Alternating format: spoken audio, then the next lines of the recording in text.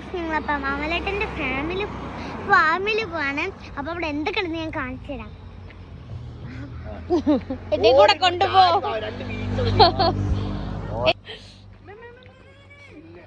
ഞങ്ങളോട് അപ്പൻ്റെ അനിയത്തിയും കസിൻസും ഒക്കെ ഉണ്ട് കേട്ടോ.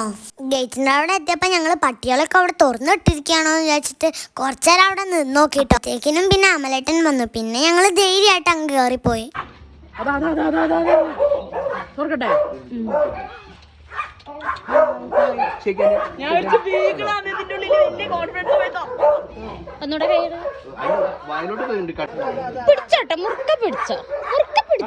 പട്ടീനടുത്ത് പുറത്ത് കൊണ്ടുവന്നപ്പോഴത്തേക്കിന് ഞാൻ അവന്റെ ഒക്കത്തായി. അമ്മയാണെങ്കിൽ ഫോണൊക്കെ വീഡിയോ എടുക്കാൻ മുഷീന്റെ കയ്യിൽ ഏൽപ്പിച്ചിട്ട് പോയി.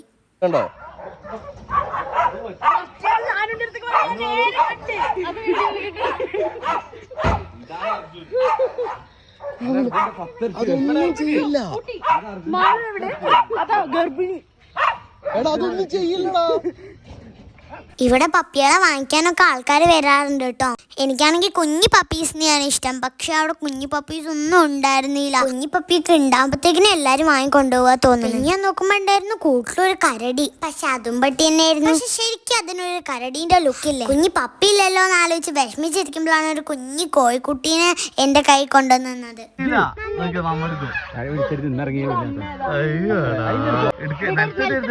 കുഞ്ഞു ആവേണേ, കുഞ്ഞു ആവേണ്ടോ, ഒന്നും ചെയ്യില്ല.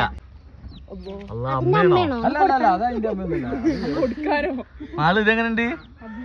അമ്മയൊന്നല്ല, പേടിക്കണ്ട. എങ്ങനെയുണ്ട്? കോഴിയമ്മ വരുമെന്ന് പേടിച്ച് ഞാൻ കോഴിക്കുഞ്ഞിനെ എടുത്തത്. ഇവിടെ പട്ടിക്കുട്ടികൾ മാത്രമല്ല കേട്ടോ ഉള്ളത്. താറാവും കോഴിയും പശുവും മുയലും ഒക്കെ ഉണ്ടായിരുന്നു കേട്ടോ. ഒരു പപ്പി പ്രഗ്നന്റ് ആയതുകൊണ്ട് സ്പെഷ്യൽ റൂമൊക്കെ കൊടുത്തിട്ടുണ്ട് തോന്നുന്നു. ഇത് ലേബർ റൂമാണ് കേട്ടോ. ഇതാണ് ലേബർ റൂം അല്ലേ? രണ്ടാളുണ്ട്. ഒരു പട്ടീനെ പുറത്തിറക്കാന്ന് പറഞ്ഞപ്പോഴത്തേക്കും ഞങ്ങളെല്ലാരും ഗേറ്റിന്റെ പുറത്തേക്ക് നിന്നു. ആളെ കണ്ടപ്പോഴത്തേക്കും ഞങ്ങൾ എന്തിനാ പുറത്തിറങ്ങി നിന്നെന്ന് നിങ്ങക്ക് മനസ്സിലായിട്ടുണ്ടാവുമല്ലോ. പക്ഷെ വിചാരിച്ച പോലെ ഒന്നും അല്ല കേട്ടോ. ആള് പാവാണെന്നാ പറഞ്ഞത്.